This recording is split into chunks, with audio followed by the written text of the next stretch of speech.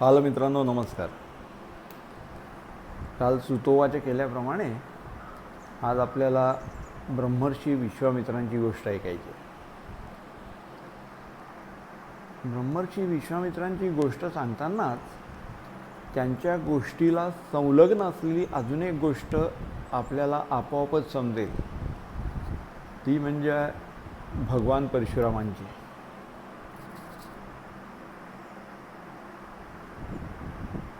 ही जी सुरुवात आहे या गोष्टीची ती आपण जरा संक्षेपाने ऐकू. फार पाल्हा लावण्यामध्ये किंवा खूप सर्व संदर्भ देण्यामध्ये मी जास्त वेळ घालवत नाही. पूर्वी भारतवर्षामध्ये कान्यकुब्ज म्हणून एक देश होता.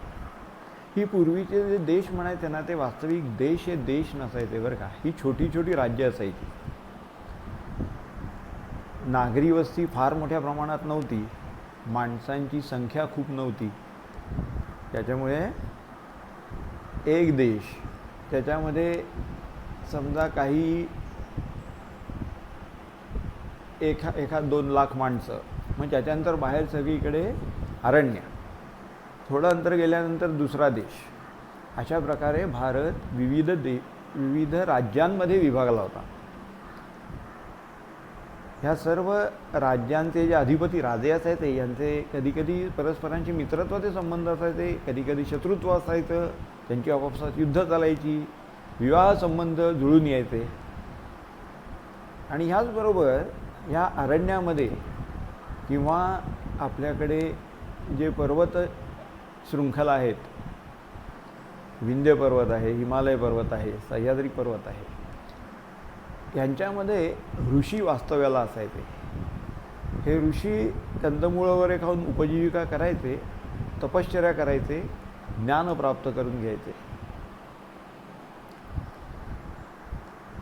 तर अशाच जी छोटी छोटी राज्य होती, त्याच्यामध्ये कान्यकुब्ज म्हणून एक राज्य होतं. आणि या कान्यकुब्ज राज्याचा जो अधिपती राजा होता, त्याचं नाव होतं गाधी बरं का. तर हा गाधी आणि त्याची पत्नी यांना एकच मुलगी होती, कन्यारत्न, आणि तिचं नाव होतं सत्यवती. ही सत्यवती आणि महाभारतातली सत्यवती पूर्ण वेगळ्या, एकमेकींशी काहीही संबंध नाही, फक्त नामसाधर्म्य. तरी गाधीची जी मुलगी सत्यवती म्हणून होती, तर तिला गाधी या राजाला पुत्ररत्न नसल्यामुळे त्यांनी आपल्या मुलीला पुत्राप्रमाणेच वाढवलं होतं. आणि तिला पूर्वी राजपुत्रांना जसं शिक्षण देण्यात यायचं, त्याप्रमाणे सर्व शिक्षण तिला देण्यात आलं होतं. आणि गाधी ह्या सत्यवतीला राज्याभिषेकही करणार होता. आणि सत्यवतीची जडणघडण, ठेवण, विचार करण्याची पद्धत,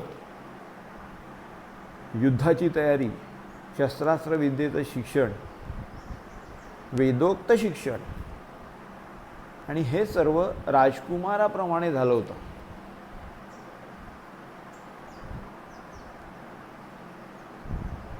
आणि सत्यवती मोठी झाली, संपूर्ण ज्ञान ग्रहण करून झालं, राजपुत्रांना जे देण्यात यायचं ते. आणि एके दिवशी सत्यवती तिच्या सखींबरोबर आपल्या राज्यात काही कारणाने बाहेर गेली असताना तिला रुचिक म्हणून एका ऋषीने पाहिलं. रुचिक बरं का. हे रुचिक ऋषी म्हणजे आपण महर्षी च्यवनांची गोष्ट ऐकली ना, त्या महर्षी च्यवनांचे चिरंजीव, त्यांचा मुलगा बरं का. तर या रुचिकांनी सत्यवतीला पाहिलं आणि तो सरळ गाधीकडे गेला. राजा गाधीकडे गेला आणि राजा गाधीला त्यांनी सांगितलं, मी तुझी मुलगी सत्यवतीला पाहिलेलं आहे आणि मला ती आवडलेली आहे. मी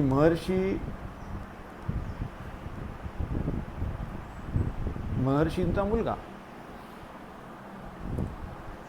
तर तू तुझ्या मुलीशी सत्यवतीशी लग्न करून दे. आता च्यवन ऋषींच्या च्यवन ऋषींचा मुलगा रुचिक यांनी अशा प्रकारे सांगितल्यानंतर त्याला नाही म्हणणं म्हणजे कठीण होतं. तेव्हा ते ऋषी त्यांच्या इच्छेविरुद्ध काही झालं तर शाप देऊ शकत असत, आणि हा शाप जर एखाद्या राजाला भोगायला लागला तर तो फक्त राजाला भोगायला लागायचा नाही, तो त्याच्याबरोबरच त्याच्या प्रजाजनांना त्याचप्रमाणे त्याच्या राज्यालाही भोगावा लागायचा. त्याच्यामुळे ह्याची द्विधा मनस्थिती झाली, काय करावं. पण मग त्यांनी राजा गाधीनी त्याला एक अट घातली, मी तुला माझी मुलगी देतो, सत्यवती तुला मी पत्नी म्हणून देतो, पण त्याच्या आधी माझी एक अट पूर्ण करायची आहे. रुचिकाने विचारलं काय अट आहे. हे रुचिकसुद्धा फार मोठे तपस्वी होते बरं का, तपश्चर्या केलेली होती. त्यांनी रुचिकांना सांगितलं, ऋषीश्वर तुम्ही मला 1000 पांढरे शुभ्र अश्व घोडे आणून द्या की त्यांचा फक्त एक कान काळा असेल. एवढे तुम्ही मला आणून दिलेत की मी तुमच्याशी माझ्या मुलीचं लग्न करून देतो. ही मागणी ऐकल्यानंतर रुचिक ऋषींनी काही कालावधी मागून घेतला आणि रुचिक तिथून निघाले. ते बाहेर आले आणि वनामध्ये जाऊन त्यांनी आसन धारण केलं आणि त्याच्या आसन ग्रहण केलं आणि त्याच्यामध्ये ते विचार करायला लागले. त्यांनी ध्यान सुरू केलं की आपल्याला त्याची मागणी कशा प्रकारे पूर्ण करता येईल. आणि त्यांना उपाय सापडला. जलदेवता जी आहे वरुण, तर या वरुण देवताचं सहाय्य आपण जर का मागितलं तर वरुण देवता आपल्याला प्रसन्न झाल्यास 1000 अश्व देऊ शकेल असं त्यांच्या लक्षात आलं. आणि म्हणून त्यांनी मनोभावे वरुण देवतेची आराधना सुरू केली. काही काळ त्याच्यात व्यतीत झाल्यानंतर वरुण देवता प्रगट झाली रुचिक ऋषींच्या समोर. बोला मुनीवर, आपण मला का स्मरण केलं, बोला. रुचिक ऋषींनी सांगितलं की मला असे 1000 अश्व पाहिजेत, त्यांचा संपूर्ण वर्ण धवल हवा, रंग पांढरा शुभ्र हवा. वर्ण धवल हवा म्हणजेच रंग पांढरा शुभ्र हवा, आणि त्याचा सर्व अश्वांचा एकच कान कर्ण हा काळा असला पाहिजे. वरुण देवतेने आनंदाने मान्य केलं. सत्प्रवृत्त ऋषींना कुठलेही देव त्यांनी काही मागितलं तरी द्यायला कधीच विचार करायचा, आनंदाने देऊन टाकायचं, कारण त्यांना माहिती होतं की याचा सदुपयोगच होणार आहे. त्यांनी त्याप्रमाणे 1000 धवल अश्व यांना देऊन टाकले. एकच त्यांचा कान काळा असलेले असे 1000 घोडे रुचिक ऋषींना वरुणाने दिले आणि वरुणदेव स्वस्थानी गेले. आणि ते सर्व अश्व घेऊन रुचिक गाधीकडे आला. राजा गाधीने त्यांचं स्वागत केलं. आणि ऋषीश्वरा काय झालं, आणलेत म्हणे, 1000 अश्व घेऊन आलोय. राजा गाधीला धक्काच बसला. अर्थात हे असं होणार आहे हे त्याला माहिती होतं, कारण आपण च्यवन ऋषींची, महर्षी च्यवनांची जी गोष्ट ऐकली त्याच्यातली त्यांची पत्नी जी सुकन्या पतिव्रता होती, तर ती कान्यकुब्ज राजाधिराज गादी यांच्याच कुळातली होती, यांच्या पूर्वजांपैकी होती. त्याच्यामुळे त्यांना असं घडणार माहिती होतं, पण आपली एवढी सुबोध आणि नाजूक कन्या या ऋषेश्वराला पत्नी म्हणून द्यायची म्हटल्यानंतर ती पुढचं आयुष्य कसं व्यतीत करेल. एवढे वर्ष सगळी तिने राजप्रासादात घालवलेली होती, अत्यंत चैनीत आणि श्रीमंतीत ऐश्वर्यात वाढलेली होती. एक महत्त्वाची गोष्ट बरं का, आपण ऐश्वर्य आणि श्रीमंती हे बऱ्याच लोकांना समानार्थी शब्द वाटतात. श्रीमंती ही धनाला उद्देशून असते आणि ऐश्वर्य हे अधिकारांना उद्देशून असतं. ही गोष्ट आपल्याला लक्षात ठेवली पाहिजे.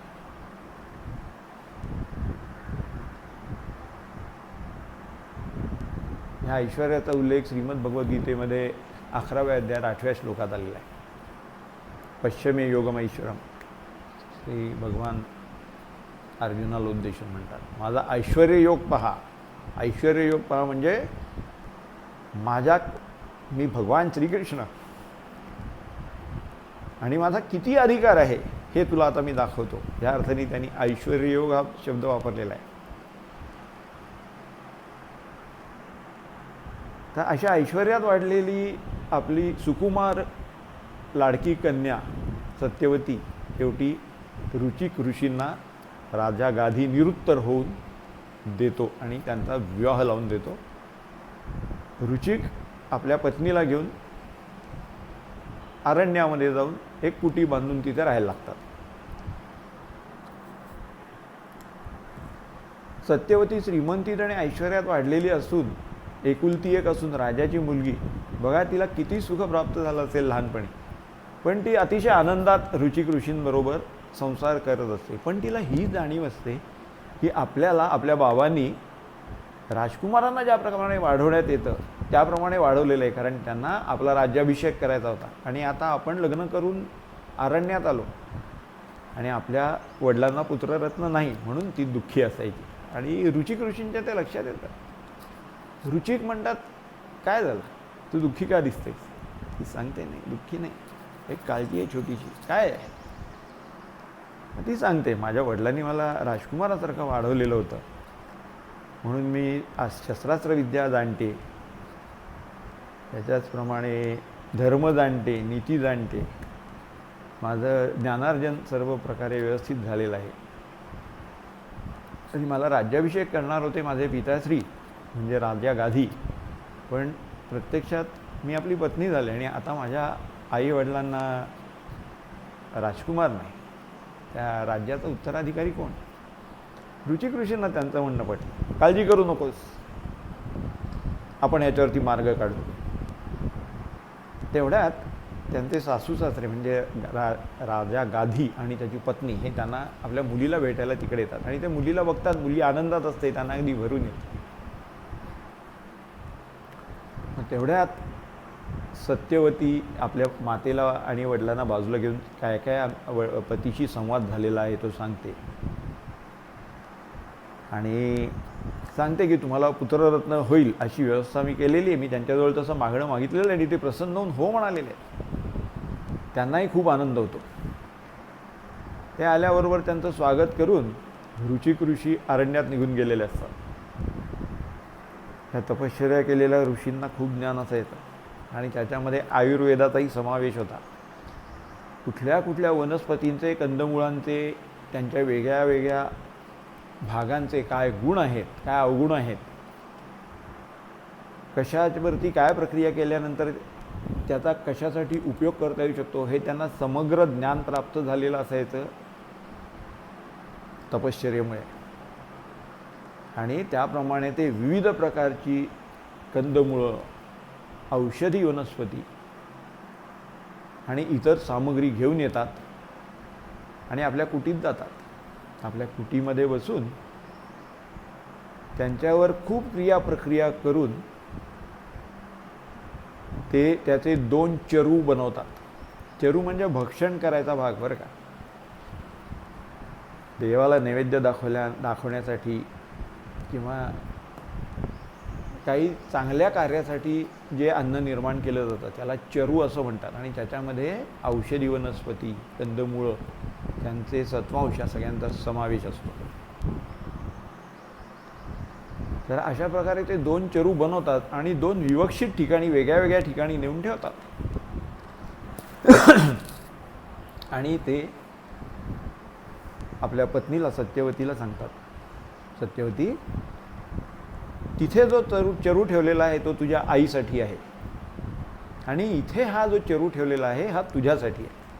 आता तुम्ही सर्वजण परत एकदा जाऊन नदीवर स्नान करून या आणि त्याच्यानंतर इथे जो चरू ठेवलेला आहे तू भक्षण कर, तिथे ठेवलेला चरू तुझ्या आईला भक्षण करायला सांग.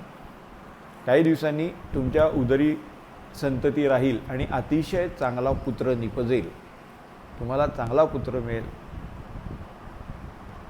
असं सांगून रुचिक ऋषी तपश्चर्या करायला निघून जातात. सत्यवती आणि तिची माता दोघीजणी आपापला चरू ग्रहण करणार असतात तेवढ्यात सत्यवतीच्या मातेच्या मनामध्ये एक छोटीशी स्त्री सुलभ शंका, संशय जागृत होतो. आपल्या पत्नीसाठी रुचिक ऋषींनी जास्त चांगला चरू बनवला असणार आणि आपल्यासाठी कमी प्रतीचा बनवला असणार अशी तिला शंका येते आणि म्हणून ती सत्यवतीला विश्वासात घेते. म्हणे यांनी जर का असा काही हेतू मनात बाळगून जर वेगळे चरू निर्माण केले असतील तर सत्यवती सांगते माझ्या पतीवर पूर्ण विश्वास आहे. मग म्हणे तू माझा चरू ग्रहण कर आणि मी तुझा चरू ग्रहण करते, सत्यवतीची माता सांगते. सत्यवतीलाही त्याच्यामध्ये काही गैर वाटत नाही, कारण तिचा पतीवर पूर्ण विश्वास असतो. पण पतीवर पूर्ण विश्वास असून त्याची अवज्ञा करणं म्हणजे त्याच्यावर थोडासा गैरविश्वास दाखवल्यासारखाच आहे, नाही का? पण हे तिला नंतर समजणार असतं. दोघी जणी आपापले चरू ग्रहण करतात आणि सत्यवतीची माता आणि पिता राजा गाधी हे त्यांच्या कान्यकुब्ज देशात निघून जातात. सत्यवती आणि रुचिक तिथेच असतात. तपश्चर्या संपल्यानंतर रुचिक येतात आणि यथाकाली सत्यवती आणि तिची माता दोघीही प्रसूत होतात. या मधल्या कालावधीमध्ये जेव्हा सत्यवतीला दिवस राहतात, ती आई बनणार असते हे कळल्यानंतर रुचिक तिथून निघून जातो आणि रुचिक ऋषी तिथनं निघून जातात तपश्चर्या करायला. ते सत्यवतीला आणि तिच्या मातेला पुत्रप्राप्ती झाल्यानंतर ती बातमी त्यांना कळल्यानंतरच परत येतात. आनंदाने ते परत येतात आपलं पुत्ररत्न पाहायला.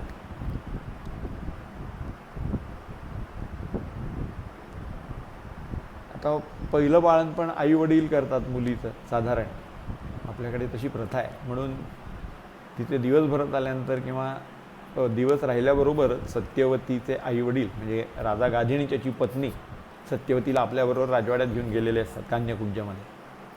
दोघींची प्रसूती होते, दोघींनाही सुंदर पुत्रलाभ होतो. हे कळल्यानंतर रुचिक परत येतो, ऋषी परत येतात आणि रुचिक आल्यानंतर ते आपल्या मुलाला हातात घेतात आणि त्यांना जाणवतं, अरे अच्छा, आपल्याला अभिप्रेत असलेली जी लक्षणं आहेत, स्पर्शात सुद्धा ती लक्षणं आपल्याला ही जाणवत नाही आहेत. केवढं प्रगल्भ ज्ञान होतं तपश्चर्येमुळे आलेलं. हा त्यांना आश्चर्य वाटतं, हे कसं काय होऊ शकलं. मग ते आपल्या सासूबाईंना झालेला मुलगा बघायला जातात. ते हातात घेतल्याबरोबर त्यांच्या लक्षात येतं, अरे आपल्या मुलाच्या स्पर्शामध्ये जी लक्षणं अभिप्रेत होती ती आपल्याला सासूबाईंच्या झालेल्या मुलाच्या स्पर्शात जाणवत आहेत. त्यांना आश्चर्य वाटतं आणि त्याचबरोबर त्यांना एक शंका येते. काय झालं असेल हे त्यांच्या लक्षात येतं. आवश्यक तेवढी प्रस्तावना झाली. आता आपण इथे थांबू. पुढच्या भागामध्ये आपण या दोन्ही मुलांचं काय होतं हे बघणार आहोत. नमस्कार.